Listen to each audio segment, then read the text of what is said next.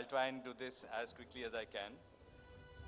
The topic is a little provocative and ambitious, how India's top universities can solve the crisis in higher education.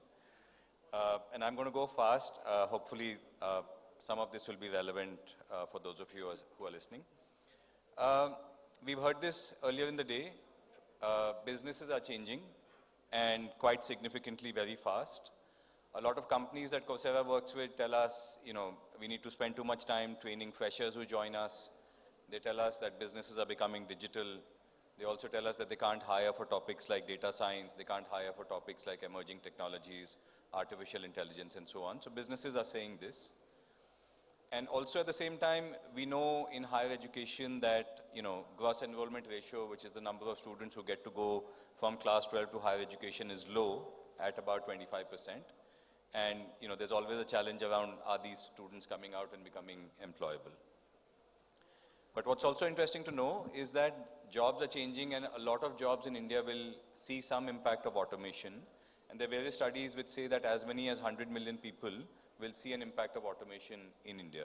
So that's a very large number. 10 crore people will see some kind of impact of automation happening.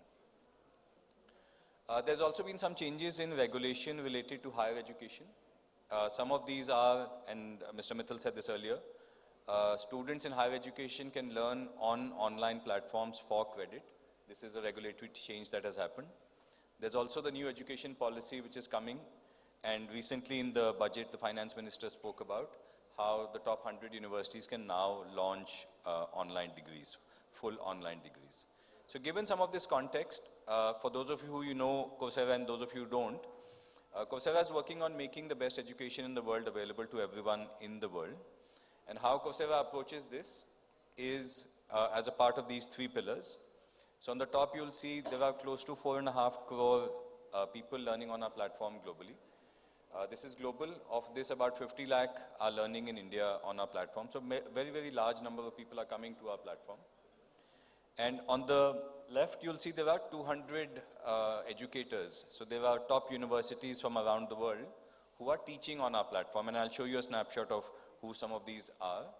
And then interestingly also, there are close to 2,000 companies who are also training their employees on our platform because business is changing so quickly. So these companies are saying, you can't just stay with existing skills. We need to reskill our people, and they're training their employees. Some of the universities who teach on the Coursera platform are some of these here, and you'll see top names from around the world. And Dr. Madhuchitkar and I were just talking that they're also experimenting with online learning and with MOOCs. And some of the names that you'll see here are some of the best universities in the world. So Yale, Michigan, University of London, and so on and so forth. Interestingly, ISB, Indian School of Business in Hyderabad, teaches on the Coursera platform, and their courses are taken by students not only in India but around the world. And also, as of late last year, IIM Calcutta is also teaching on the Coursera platform, and their courses are now being made available to people around the world as well. The way this works is what is called MOOCs, and we were just talking about MOOCs in the previous panel. Massive open online courses tend to be short courses of 12 to 15 hours in duration. And from a higher education standpoint, that's typically 1 credit. So if you take one course on Coursera, you could get 1 credit in your college or university. And there are lots of these, close to about 4,000 courses that are available on our platform. But then these now go all the way to degrees. So there are now 17 degrees on our platform. University of Pennsylvania has a master's in computer science and IT on Coursera. Same admission process. Learning happens largely online. A very little part of it happens on campus as well. And instead of a very expensive master's on campus, this is available at a 1/4 of the price. So online education is really not just limiting to short courses, but now going all the way into full degrees as well. And then the content that is available is across domains. You'll see business, you'll see technology, you'll see arts and humanities, social sciences, physical sciences that are available across these domains. Now, what we are very focused on is, and we've been talking about this through the morning of this event, is making education aligned with job-ready skills. And the way we are approaching this is by bringing a platform called Coursera for Campus to colleges and universities. Instead of, having your students go and take something online and then coming back and saying, oh, I took so-and-so course, we are saying, let's do it in a slightly more structured and a planned manner. And I'll skip this, but what Coursera for Campus does is it says that for a student, you can use, as a college, you can select one of the Coursera courses or many of the Coursera courses and take a job-relevant course and make a student take that and even give them credit for taking that course from one of the top universities, and they will get a credential or a certificate from that top university. The other thing is we can also help your faculty start to create their own online courses. So the middle piece is enabling faculty to author courses. And again, we've been talking about the last point in the morning as well, that not just for students, but having trained faculty is a challenge for many universities and colleges. And so this can be extended to also training faculty and also extending to your alumni. What the purpose that this is trying to serve, and this is an ask from the industry as well, is many colleges are focused on teaching skills of today. And these are illustrative examples, but a good example is that a computer science student in an engineering program may be learning Python or R, for example. And a business manager, an MBA student may be learning financial management, for example, which is what we would call a skill of today. And then topics which are soft skills, many colleges and universities actually don't teach in India, but businesses want you to teach that. So things like critical thinking, problem solving, leading teams, communication skills, business needs students to learn that. And also, from what I've been saying to illustrate this, companies are saying we need skills of tomorrow. So Python is great, but we also need the student to know artificial intelligence, right? Financial management is great for an MBA student, but if you have to work in a bank, then you also need to know blockchain for financial services. And our colleges and universities being able to teach that is still a question, right?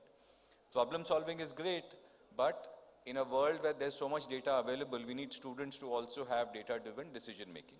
And so those are some of the things that companies are asking universities and college students of. And the way Coursera is trying to solve this is to say we have content against each of these, right? So there is Programming for Everyone, which is a course in Python available from Michigan, so a top university. But there's also deep learning from a gentleman called Andrew Ng, who is one of the world's topmost authorities on artificial intelligence. And there is financial management available from University of Illinois, but there's also blockchain from a top business school like INSEAD, which is teaching these topics on the Coursera platform.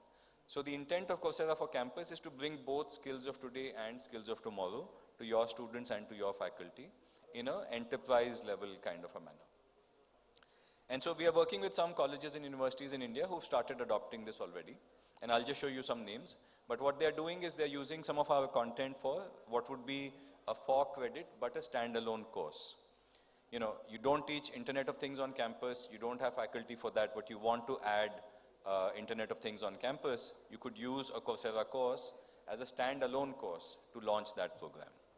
You could also use something as a part of blended learning. So, Python is being taught on campus, but Python could also be supplemented by the Coursera course, which is from University of Michigan, and the two together can be used as a 4-credit program. And then there could be programs which are not for credit, but which are multidisciplinary, right? So an engineering student should know some extent of business management. A management student should know some extent of technology. So some of those cross-disciplinary or multidisciplinary initiatives can be made to happen. We launched Coursera for Campus in October last year, and some of the universities who have already adopted the platform that we've announced are names here. So Manipal, for example, has 25,000 students who are now getting to learn on Coursera, and they're doing it for credit as well. And similarly, KL University, UPES, Pearl Academy, NMIMS, across engineering, across design programs, across MBA programs, are bringing some of this world quality education to their students and up-leveling the kind of success that their students are seeing. The Manipal program has been running for 2 years. It's for credit and it's for multidisciplinary learning. And the numbers have just been amazing. This is just a quick snapshot. 20,000 students over the first 2 years, and now 25,000 students are learning on Coursera. In the first year, they consumed close to 70,000 courses and almost 200,000 hours of learning. And also almost 70 courses were selected by the academic board of the university to make available for credit to the students as well. So this is a 4-credit program. This is also a multidisciplinary program. NMIMS in Mumbai is doing something different. So they're saying that a regular BTech takes 160 credits, We want to offer a BTech honors. To do a BTech honors, you need 20 additional credits. Those credits will not be given in a class on campus, but they will be given by taking a Coursera course online. So if you do 20 additional credits on Coursera, typically in emerging topics, you get a BTech honors at the campus. And so that's a quick snapshot. Like I promised, this would be quick and short. But I believe, and our company believes, that the future of education is happening now. We'd love to invite many of you to participate in some of what's happening as a part of what Coursera is doing. Thank you.